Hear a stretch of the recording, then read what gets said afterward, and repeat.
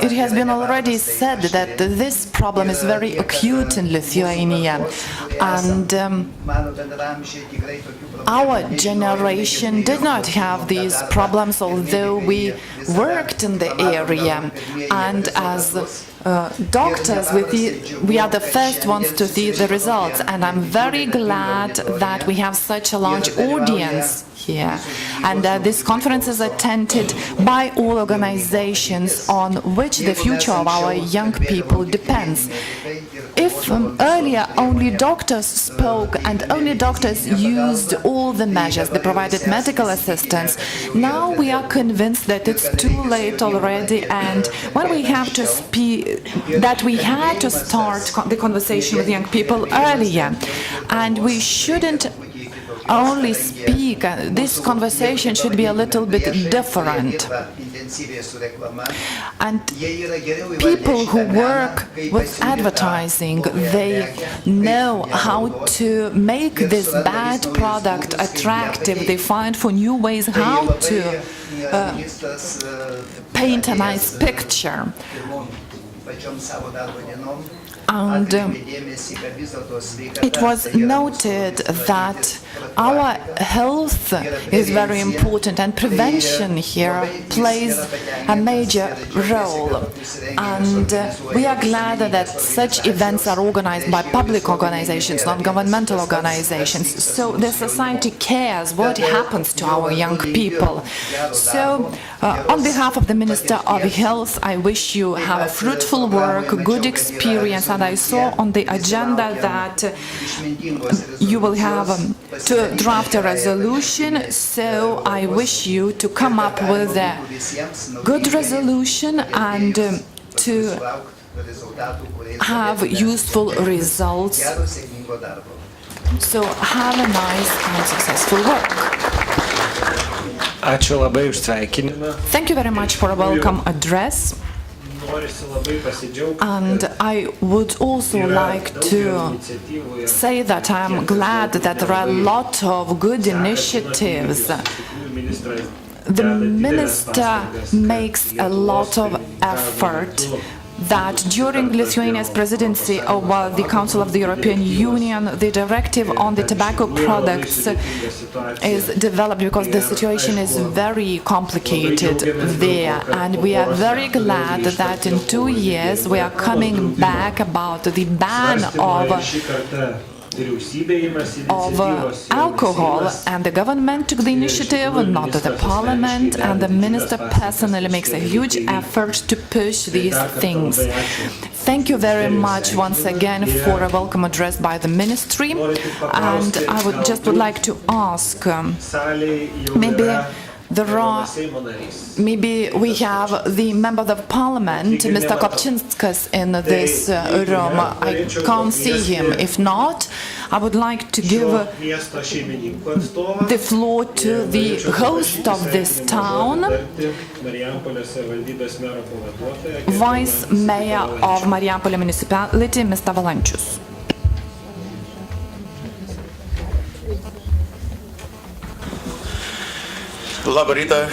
Good morning, everyone. Welcome to Marijampolė. I don't know why Marijampolė was chosen for this event, but we are very glad that it was chosen. I looked at the program and I see that we have a lot of foreign guests and foreign guests from the countries with which Marijampolė has links. It's Finland, Belarus, Norway. I could name a lot of them. I would like to wish you a pleasant work. You will spend 2 days in Marijampolė and will consider a very important topic, prevention of bad habits among young people. But I think that we should not speak only about young people, we should speak about older people, about people of my generation, maybe. Prevention in my case won't work. I stopped smoking a year ago and I'm very glad that I did it. But prevention among young people and among adults is a very important topic. And and I don't think that we will have enough discussions at some point. So I would like to wish to come up with a good resolution and to transfer all the good ideas out of this event. I mean, to spread the ideas, and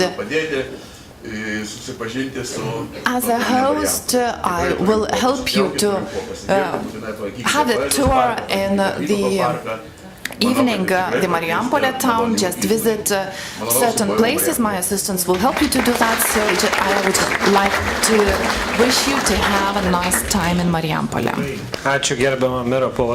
Thank you very much, the Vice Mayor, for a very nice address, and thank you, Marijampolė, for such a nice environment that we can take advantage of.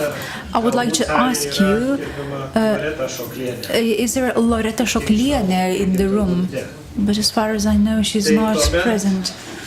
So then I would like to thank you all who gave the welcome addresses, and let's now move on to the conference presentations, and we will start now with the first plenary session, and the first presentation will be delivered by the Finnish representative, and I'm really glad, I would like to say that we are very glad that we have a very long experience of cooperation with Finland in many areas, and in organizing joint competitions for adults and for kids. And there were competitions held in cooperation with an institution, the representative of which is going to give a presentation. So I would like to give the floor to Kristina Hanula, and she's going to share a Finnish experience of doing a complex prevention of smoking by young people. And so please, prašau, Kristina, žodis jums.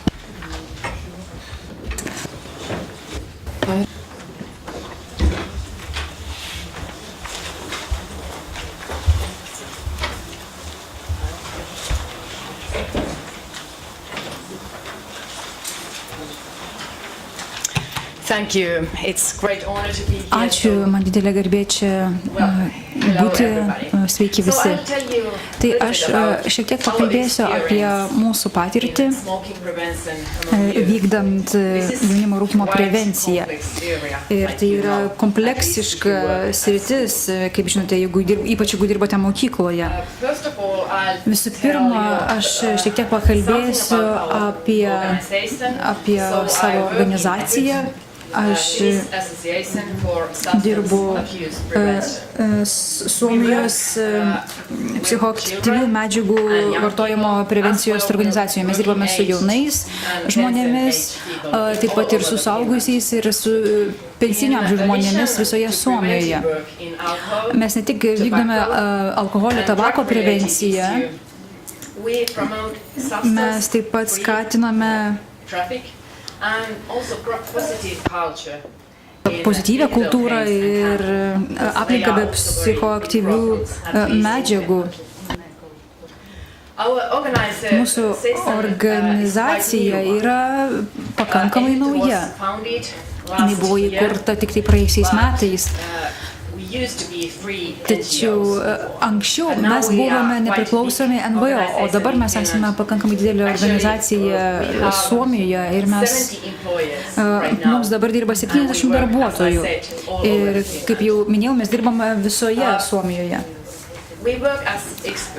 Mes dirbame kaip šios ryties ekspertai, tačiau mūsų darbas yra paremtas vertybėmis ir veiklomis, kuriomis užsiema apie 100 organizacijos narių ir savanorių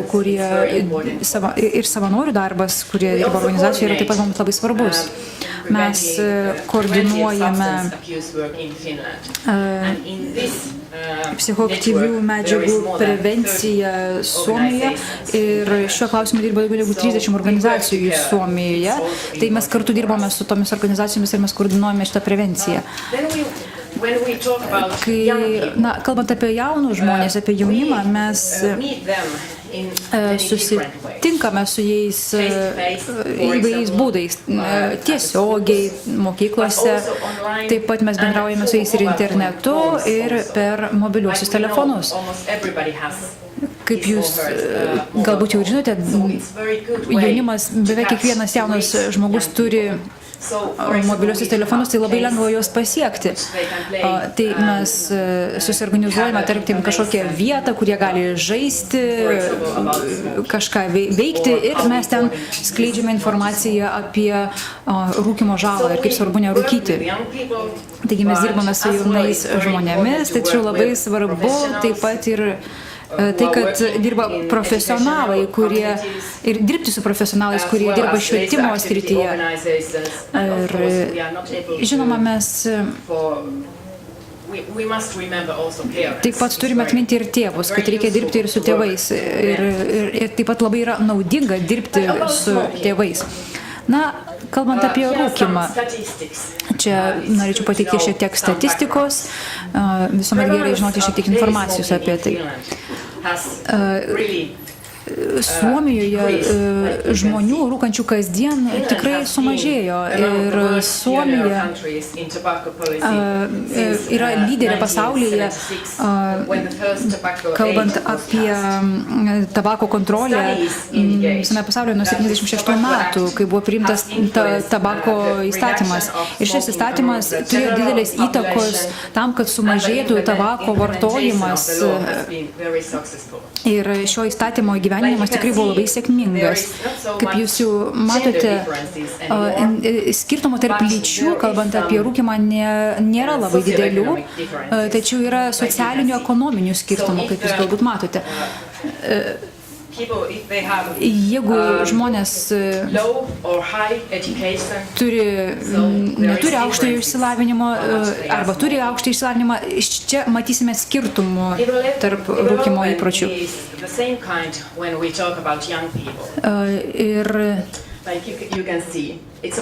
Ir taip pat kalbant apie jaunimą. Dabar apie 50% jaunimo Suomijoje rūko, tačiau vėlgi yra skirtumai tarp amžiaus grupių. Tačiau, kaip jau minėjau, yra skirtumai tarp socialinių ekonominių sričių. Tarkim, jaunimas, kuris studijuoja profesinėse mokyklose,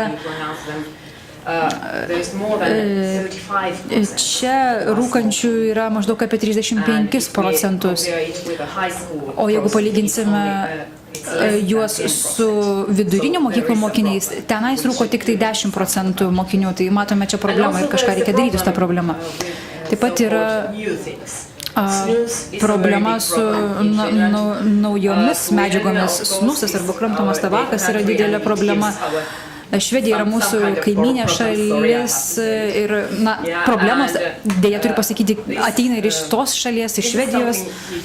Ir tai yra problema, su kuria mes ir taip pat dirbame. Ir mes kasdien gauname informacijos iš mokyklų, kad kažką reikia daryti ir dėl šitos problemos, dėl kramtomo tabako. Elektroninės cigaretės, kaljanai taip pat yra didelės problemos šiais laikais Suomijoje. Matome elektroninės cigaretės. Maždaug 30% 18-mečių yra išbandę elektroninės cigaretės. Taigi, ką mes darome tokioje situacijoje Suomijoje? Tai mes imamės iniciatyvos, kuri vadinasi Smoke Free arba be rūkymo. Vienas iš mūsų darbuotojų pasakė, kad rūkymo prevencija turėtų suteikti jaunimui įrankių, kad jie galėtų pasiekti gerų rezultatų tvaria forma. Ir aš manau, kad tą reikėtų atsiminti. Mes turime kažką duoti jauniems žmonėms, tam, kad jie nenorėtų gerti alkoholio arba rūkyti. Tai mūsų ta iniciatyva Smoke Free yra mokyklose įgyvendinamas projektas, jo auditorija yra pagrindinių ir vidurinių mokyklų mokiniai ir taip pat profesinių mokyklų mokiniai visoje Suomijoje. Šitas projektas yra finansuojamas